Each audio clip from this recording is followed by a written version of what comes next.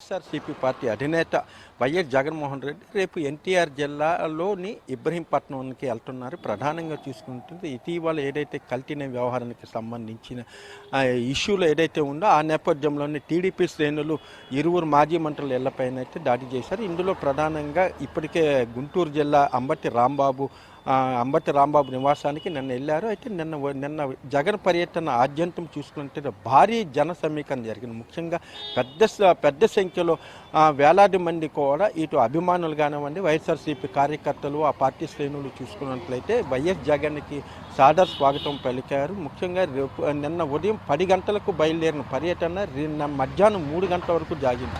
దాదాపు చూసుకున్నట్లయితే 45 నిమిషాల్లో వెళ్లాల్సిన ఆ కార్యక్రమం చూసుకుంటే దాదాపు 6 నుంచి 7 గంటల పాటు సాగింది. అంటే ప్రధానంగా చూసుకుంటే ఈ హైవే ప్రాంతం కానివ్వండి, ఇతర ప్రాంతాల్లో చూసుకుంటే పెద్ద సంఖ్యలో అభిమానులు రోడ్లపైకి వచ్చి అతని కాన్వాయ్ కూడా అతని కంట పడేందుకు కూడా అనేక మంది కూడా ఉత్సాహం చూపారు.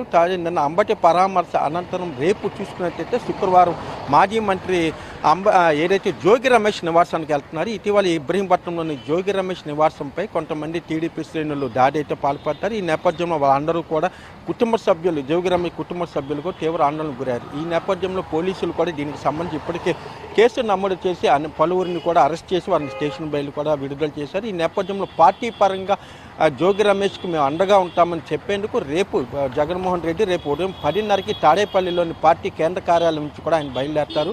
తాడేపల్లి నుంచి వారధి మీదుగా వచ్చి కృష్ణలంక నుంచి కూడా భవానీపురం ఫ్లైఓవర్ మీదుగా కూడా ఇబ్రహీంపట్నం చేరుకుంటారు. ప్రధానంగా చూసుకుంటే 10:30 గంటలకు బయలుదేరి 11 గంటల కల్లా జోగి రమేష్ నివాసానికి వెళ్తారు. అక్కడ దాదాపు గంట సేపు ఏదైతే టీడీపీ శ్రేణుల దాడిలో ధ్వంసమైన ఇంటి నివాసాన్ని కూడా ఆయన స్వయంగా పరిశీలిస్తారు. పరిశీలించిన తర్వాత జోగి రమేష్ కుటుంబ సభ్యులతో కూడా ఆయన భేటీ అవుతారు. ప్రధానంగా ఏదైతే జోగి రమేష్ ఒక బీసీ నాయకులపై చూసుకున్నట్లయితే ఒక కుట్రపూరితంగా టీడీపీ నాయకులు అలాగే ఆ పార్టీ శ్రేణులు కూడా రెచ్చగొట్టి వాళ్ళ ఇళ్లపైన దాడులకు పాల్పడుతున్నారు. దీనిపైన ఏమాత్రం ఉపేక్షించలేదు.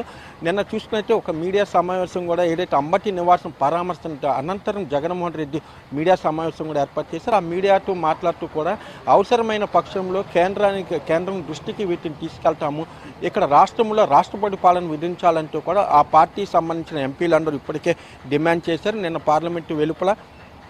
ఈ నేపథ్యంలో జోగి రమేష్ నివాసానికి కూడా పెద్ద సంఖ్యలో జన సమీకరణ చేయాలని కూడా ఇప్పటికే ఆ పార్టీ నాయకులు నిర్ణయించిన తెలుస్తుంది.